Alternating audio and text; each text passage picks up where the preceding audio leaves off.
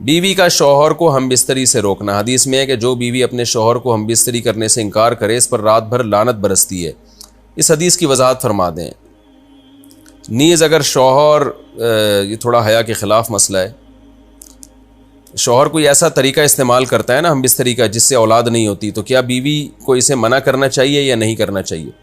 देखिए हदीस में आता है कि कोई शौहर अपनी बीवी को रात को अपने बिस्तर की तरफ बुलाए, ये किनाया यानी हम बिस्तरी करना चाहता हो, औरत मना कर दे, फरिश्ते उस पर सारी रात लानत भेजते हैं। ये बिल्कुल सही हदीस है। अब हमारे बाज़ स्कॉलर क्या करते हैं, जब उनसे ये बात पूछी जाए तो वो बात को घुमा देते हैं, सीधी सीधी बात नहीं बताते कि भाई ये शरीयत में मर्द का हक़ है कि औरत उसको हम बिस्तरी से नहीं रोक सकती, क्योंकि वीमेन राइट्स के नाम पे आजकल बहुत तहरीकें चल रही हैं। तो वो भी कुछ लिबरल स्कॉलर्स हैं जो हर वक्त जो है ना कोशिश करते हैं कि ख़वातीन हमसे नाराज़ ना हो जाएं। तो भाई आप शरीयत का हुक्म बताएं साफ साफ, चाहे औरत खुश होती है नाराज़ होती है, बाज़ हुकूक मर्दों के हैं बाज़ औरतों के हैं, तो वो बताने पड़ते हैं। तो इसी तरह मर्द का भी हक़ ही है कि औरत, अगर मर्द उसको हम बिस्तरी के लिए बुलाता है तो औरत इस्लाम में मना नहीं कर सकती, उसके लिए गुनाह ही। हाँ बीमार हो तो एक अलग बात है, बुखार है उसको, ये कोई वाकई बीमारी हो तो फिर एक अलग बात है। नॉर्मली उसको इजाज़त नहीं है कि वो शौहर को मना कर दे, बल्कि इसमें हदीस में बहुत सख्त ताकीद है। आप सल्लल्लाहु अलैहि वसल्लम की एक हदीस में यहाँ तक फरमाया कि औरत अगर यानी चूल्हे पे हो, रोटी पका रही हो, इस तरह की हदीस का मफहूम है, यानी बहुत बिजी भी हो तो भी उसको अपने काम को छोड़कर शौहर की ख्वाहिश को पूरा करना पड़ेगा।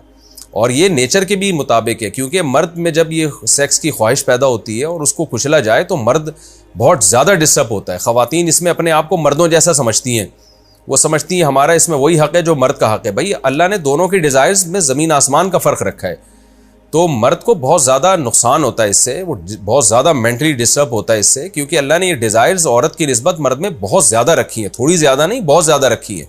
तो मेडिकली ये बात साबित हो चुकी है। तो दूसरा, एक तो मेंटली बहुत ज़्यादा डिस्टर्ब होता है वो, दूसरी बात यह कि फिर उसके गुनाह की तरफ तवज्जो जाएगी, वो हराम कामों की तरफ जाएगा। तो इसलिए औरत को इस बारे में मर्द का साथ देना चाहिए।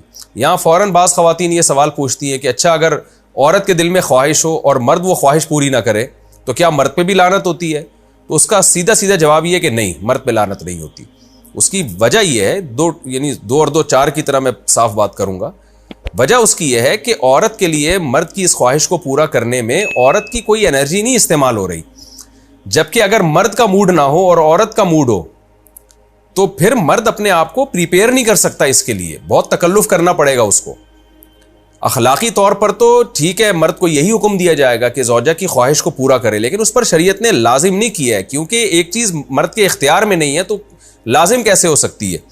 यानी एक आदमी का वो जहनी तौर पर तैयार ही नहीं है उसके लिए, तो मर्द के लिए तो जब तक जहनी तौर पर तैयार ना हो ये अमल कर नहीं सकता, जबकि औरत कर सकती है। तो एनर्जी जो इस्तेमाल होती है ना इसमें बहुत ज़्यादा, वो तो मर्द की एनर्जी यूज़ होती है। तो शरीयत उसको कैसे पाबंद बना सकती है कि उसके जहनी तौर पर वो मेंटली तैयार से यानी एक अमल कर सकता है? तो ये जुल्म होता है उसके ऊपर कि वो मेंटली तैयार नहीं है और उसको शरीयत कहे कि अगर बीवी आपसे मुतालबा कर रही है और आप मुतालबा पूरा नहीं करोगे तो आप पर लानत होगी। तो वो उस लानत से बचने के लिए अपने आप को मेंटली कैसे तैयार करेगा? बाज़ दफ़ा तैयार कर लेता है, बाज़ दफ़ा नहीं हो पाता। इसका तो दिमाग से बहुत गहरा ताल्लुक है। तो इसलिए मर्द के लिए तो शरीयत ने हुक्म यह किया है कि 4 महीने में कम से कम एक दफ़ा उस पर लाजिम है कि वो अपनी ज़ौजा की ख्वाहिश को पूरा करे। और वैसे जब ज़ौजा में ख्वाहिश हो तो अखलाकी तौर पर मर्द की जिम्मेदारी है कि वो अपनी ज़ौजा की ख्वाहिश को पूरा करे, लेकिन शरीयत ने उस पर वाजिब नहीं करार दिया, क्योंकि ये उसके इख्तियार से ऊपर की चीज़ हो जाएगी। बाकी औरत के लिए इख्तियार है उसको, हाँ बीमार है या मेंसेस हैं वो तो फिर तो एक वैसे ही मेंसेस में हम बिस्तरी जायज़ नहीं है।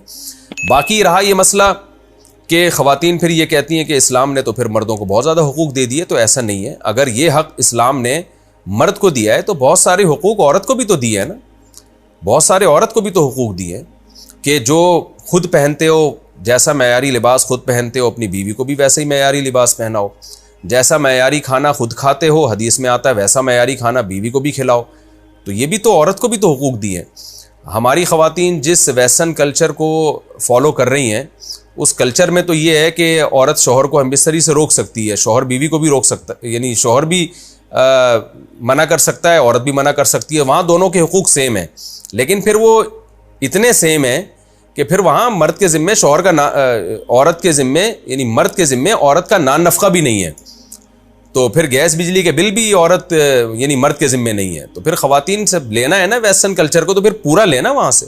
तो फिर शौहर क्यों गैस बिजली का बिल जमा करा रहा है, बच्चों की स्कूल की फ़ीसें शौहर क्यों दे रहा है, शौहर नानफ़क़ा क्यों दे रहा है? तो जब इस्लाम ने कुछ हुकूक औरत को दिए हैं तो कुछ शौहर को भी दिए हैं, तो इसी तरह से बैलेंस हमारी सोसाइटी में कायम होगा।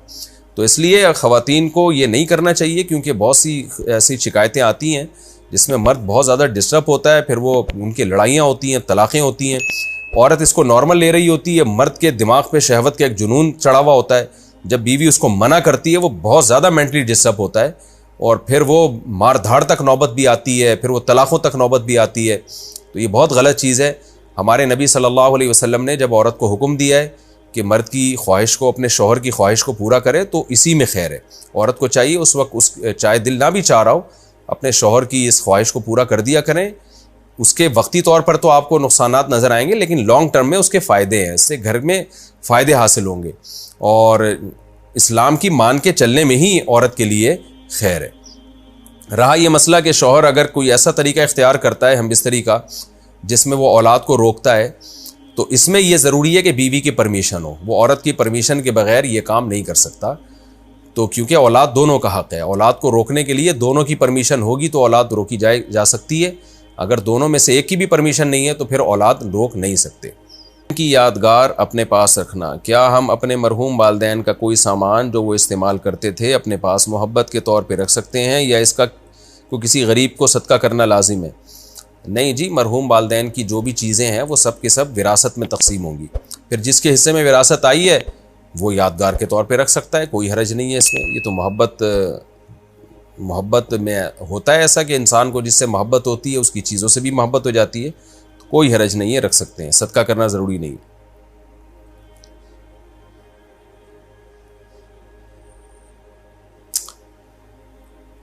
दूसरी शादी को मेंशन करना लाजिम है? क्या दूसरी शादी में निकाह नामे में दूसरी शादी का लिखना ज़रूरी है, या दूसरी शादी के वक्त दूसरी शादी का बोलना ज़रूरी है? आरिफा सुल्ताना इंडिया से। नहीं जी, ना लिखना ज़रूरी है ना बोलना ज़रूरी है। अलबत्ता दूसरी बीवी जिससे शादी हो रही है उसको बताना ये ज़रूरी है कि पहले से मैं शादीशुदा हूँ, मेरी एक बीवी मौजूद है। इस सेंस में ज़रूरी है कि अगर आपने नहीं बताया तो इसके साथ धोखा है, और धोखा इस्लाम में हराम है। निकाह तो हो जाएगा, आप बताएं या ना बताएं, निकाह तो नाम है इजाब व कबूल का, वो तो हो जाएगा, रजिस्ट्रेशन भी हो जाएगी उसकी पाकिस्तानी कानून में। लेकिन उसमें अगर आपने दूसरी बीवी को नहीं बताया कि मेरी पहले से मौजूद है तो ये धोखा बहरहाल है और धोखे का गुनाह होगा। बाज़ लोग दूसरी शादी कर रहे होते हैं और उसको बता नहीं रहे होते कि मेरे निकाह में पहले से बीवी मौजूद है।